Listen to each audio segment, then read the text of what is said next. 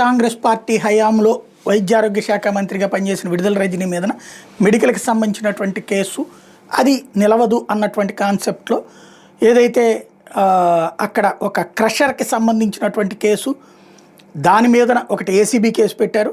అయితే అది ఆ క్రషర్ యజమాని చెప్పినటువంటిది లేదంటే మేము వేధించమని చెప్తేనే చెప్పామంటూ జాషువా చెప్పారు అధికారం అన్నటువంటి వాంగ్మూలాలు తప్ప ఆధారాలు లేకపోవడంతో దాంట్లో అరెస్టు తొందరగా బెయిల్ వచ్చేస్తుందన్నటువంటి ఉద్దేశంతో ఇప్పుడు ఎక్స్టార్షన్ లాంటి కేసు వైపుకి రంగం వచ్చింది. అంటే ఇదంతా వ్యూహాత్మకమైనటువంటి కేసుల్లో ఇరికించడం, భయపెట్టడం, అరెస్ట్ చేసేటటువంటి చర్యలో భాగంగా తాజాగా విడుదల రజనీ మీద తన మీద హత్యా ప్రయత్నం చేశారంటే పల్నాడు జిల్లా చిలకలూరుపేటకు చెందిన నవతరం పార్టీ నేత రావు సుబ్రహ్మణ్యం చేసినటువంటి ఆరోపణ.